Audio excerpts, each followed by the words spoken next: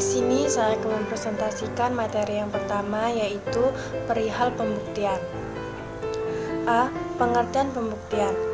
Pembuktian adalah usaha dari yang berwenang untuk mengemukakan kepada hakim sebanyak mungkin hal-hal yang berkenaan dengan suatu perkara yang bertujuan agar supaya dapat dipakai oleh hakim sebagai bahan untuk memberikan keputusan seperti perkara tersebut. Dalam pengertian lain, bahwa pembuktian adalah pembuktian bahwa benar suatu peristiwa pidana telah terjadi dan terdakwalah yang bersalah melakukannya, sehingga harus mempertanggungjawabkannya. Sedangkan pembuktian Sudikno Mertokusumo memberikan pengertian sebagai berikut. 1. Kata membuktikan dalam arti logis.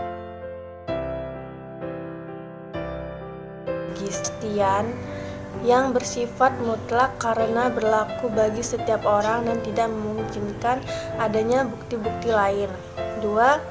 Kata membuktikan dalam arti konvensional, yaitu pembuktian yang memberi kepastian, hanya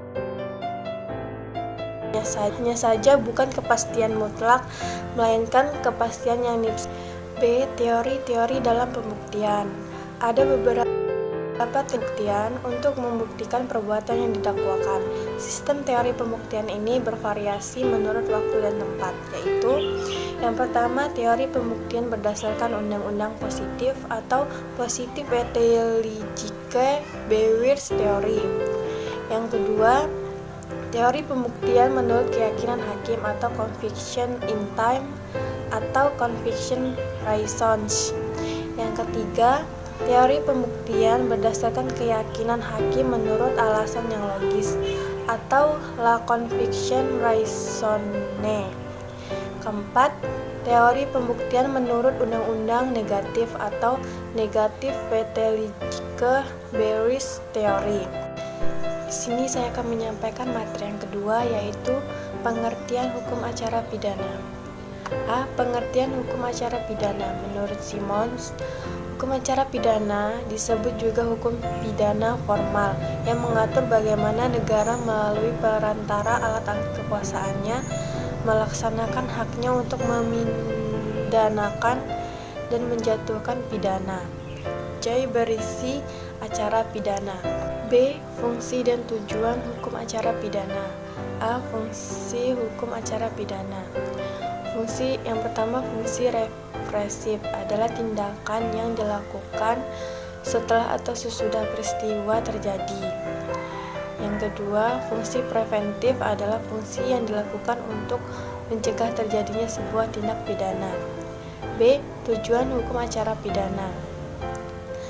Berdasarkan pengertian dan fungsi hukum acara pidana, dapat disimpulkan bahwa hukum acara pidana setidaknya memiliki 3 tujuan mendasar, yaitu yang pertama, untuk mencari dan menentukan fakta menurut kebenaran akan suatu tindak pidana. Yang kedua, menerapkan hukum dengan keputusan berdasarkan keadilan. Ketiga, untuk melakukan pemeriksaan dan penjatuhan kepada terdakwa di persidangan secara adil.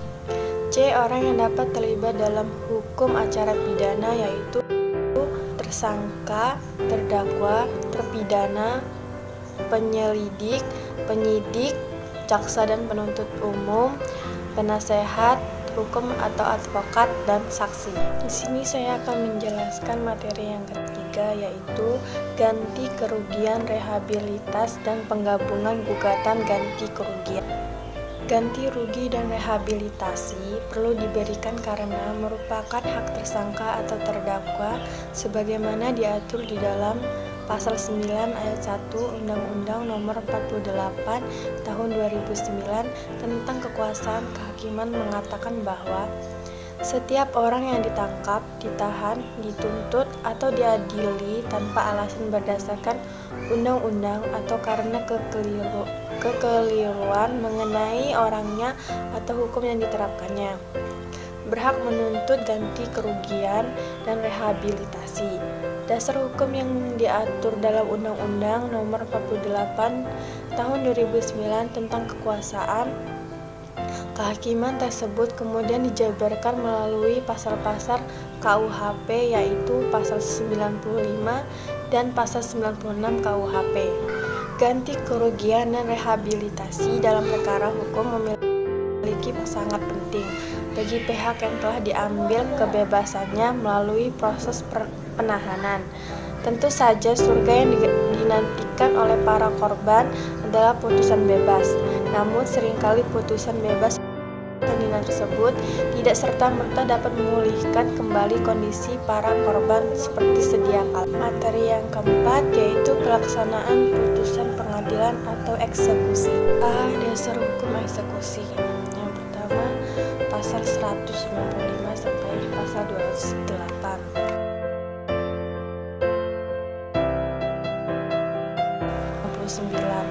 Yang ketiga, pasal 180 atau pasal 100. Yang keempat, pasal 1198. Yang kelima, peraturan tahun 1908. B. Asas-asas eksekusi. Yang pertama yaitu putusan yang akan dieksekusi adalah putusan yang telah berkekuatan hukum tetap. Yang B. Putusan yang tidak dijalankan secara sukarela. Yang C. Putusan yang bersifat kondemnator. D. Eksekusi atas perintah ketua pengadilan agama lain di bawah ketua pengadilan agama. Yang E. Eksekusi harus sesuai dengan amar putusan. C. Jenis-jenis eksekusi. Ada 3 jenis eksekusi dalam hukum acara pidana. Yang pertama, eksekusi membayar sejumlah uang.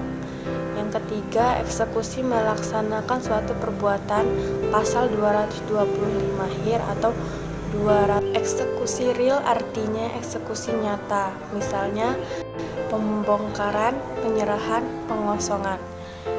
Di samping ada 3 jenis eksekusi sebagaimana tersebut di atas, ada eksekutorial verkop, yakni eksekusi real terhadap barang yang dijual lelang atas pembayaran. Materi kelima yaitu kewenangan pengadilan untuk mengadili. Batasan kewenangan mengadili peradilan umum dan peradilan tata negara atau TUN dalam perkara perbuatan melawan hukum yaitu A. Peradilan umum adalah salah satu bentuk kekuasaan kehakiman bagi rakyat pada umumnya. Kekuasaan kehakiman di lingkungan peradilan umum dilaksanakan oleh pengadilan negeri sebagai pengadilan tingkat pertama dan pengadilan tinggi sebagai pengadilan tingkat.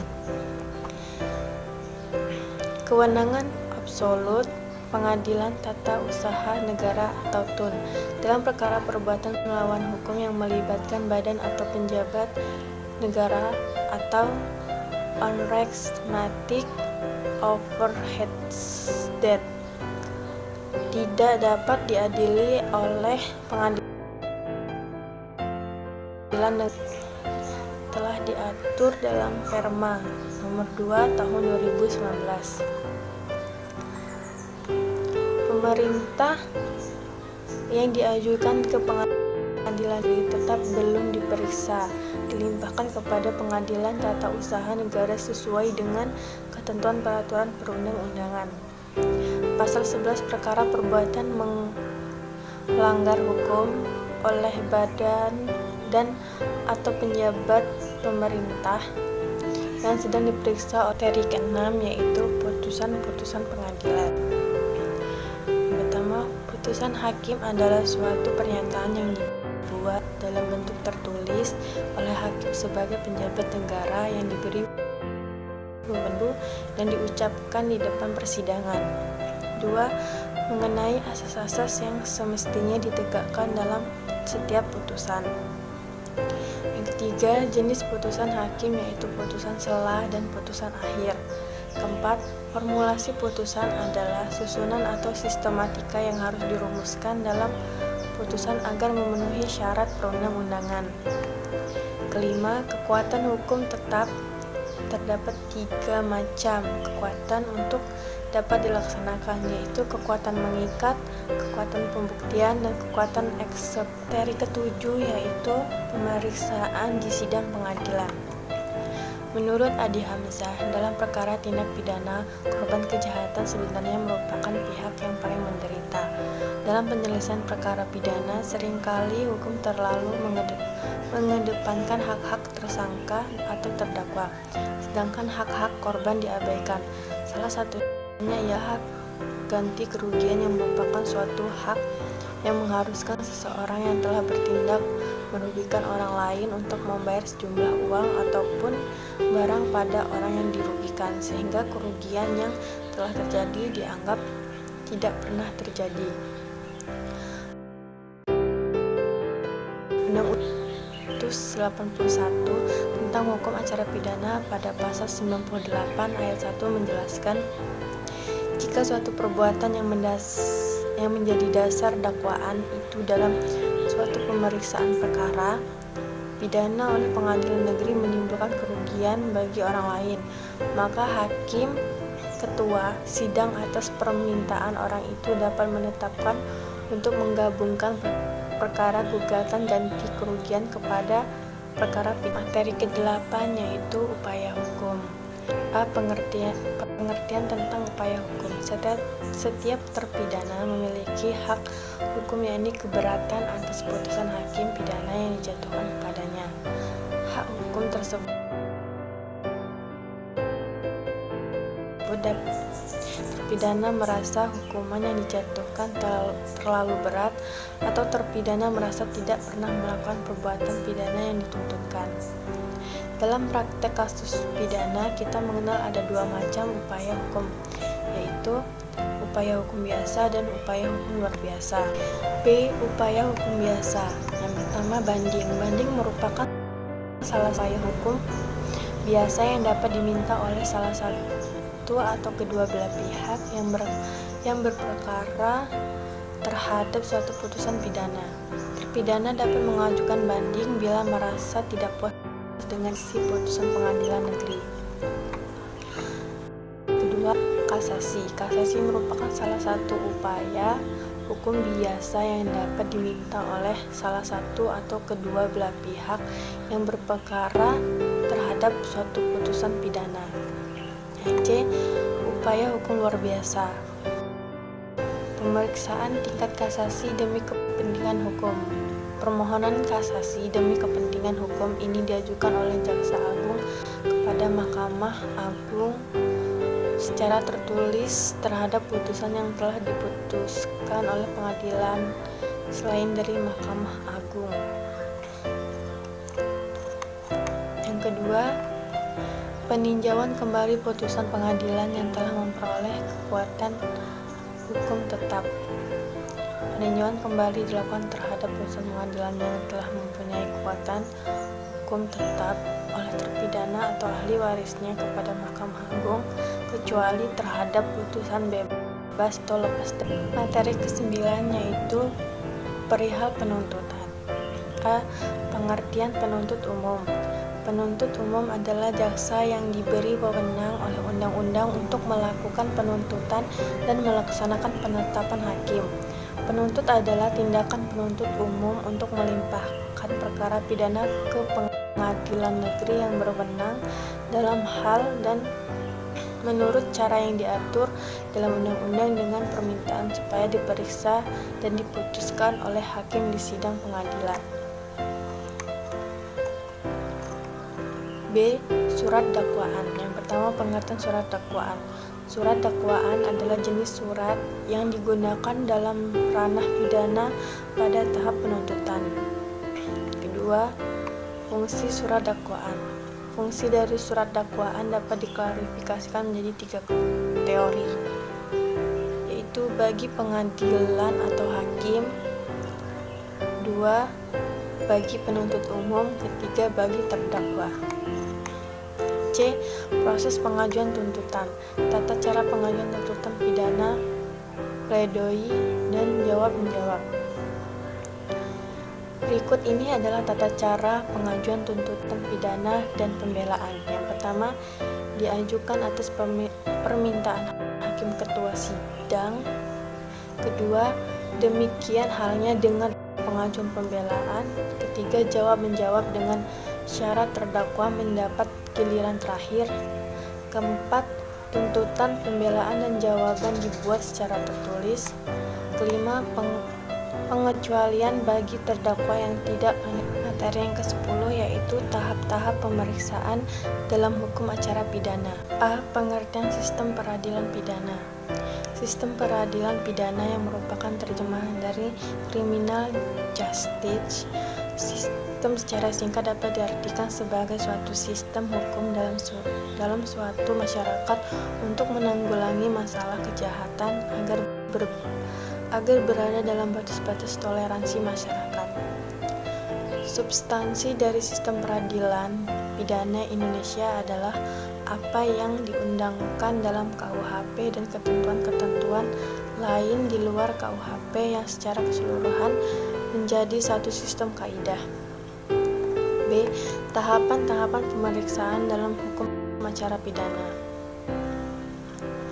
Adapun tahapan-tahapan pemeriksaan dalam hukum acara pidana meliputi tahap penyelidikan, penuntutan, pemeriksaan di sidang pengadilan putusan, dan upaya hukum sampai pada putusan tersebut dinyatakan berkekuatan hukum tetap dan dilakukan eksekusi. Pertama, tahap penyelidikan. Penyelidikan adalah serangkaian tindakan penyelidik untuk mencari dan menemukan suatu peristiwa yang diduga sebagai perbuatan. 2. Tahap penyidikan. Penyidik adalah pejabat polisi negara Republik Indonesia atau pejabat negara sipil tertentu yang diberikan wewenang khusus oleh undang-undang untuk melakukan penyidikan. Ketiga, tahap penuntutan. Penuntutan dalam hal ini tercantum di pasal 1/7 KUHP, yakni penuntutan adalah tindakan penuntutan umum untuk melimpahkan perkara pidana ke pengadilan negeri yang berwenang dalam hal dan menurut cara yang diatur dalam undang-undang ini dengan permintaan supaya diperiksa dan diputus oleh hakim sidang pengadilan. Keempat, tahap persidangan. Setelah melewati tahap penyidikan, dan penuntutan, maka tahapan selanjutnya ialah persidangan. Tahap persidangan ini dimulai setelah tahap pemeriksaan pengadilan. Dalam hal ini ditetapkan 3 orang majelis hakim pada pengadilan negeri untuk mengadili suatu perkara. Materi terakhir atau materi yang ke-11 yaitu perkembangan hukum acara pidana di Indonesia. Sebelum berlakunya perundang-undangan baru di negeri Belanda, Scholten van Out-Haarlem telah menyatakan kesediaannya untuk mempersiapkan perundang-undangan baru di Hindia Belanda di samping jabatannya sebagai Presiden Hooggerechtshof. Ia memangku jabatannya itu pada tahun 1837 dan bersama Mr. Van Vleuten dan Mr. de Eretz sebagai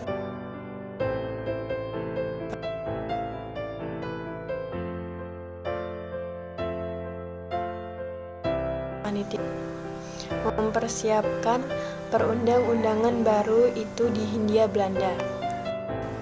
Oleh karena Scholten van Out-Haarlem sakit, maka pada tahun 1838 ia kembali ke negeri Belanda untuk mengganti panitia di Hindia Belanda. Di negeri Belanda pada tahun 1839 dibentuk kembali panitia baru oleh Menteri Jajahan Van der Bos yang terdiri dari Mr. Scholten, Mr. Senator, dan bekas Residen J.F.W. Van Ness. Hasil karya mereka adalah sebuah rancangan peraturan tata peradilan, sebuah rancangan kitab undang-undang hukum perdata, dan kitab undang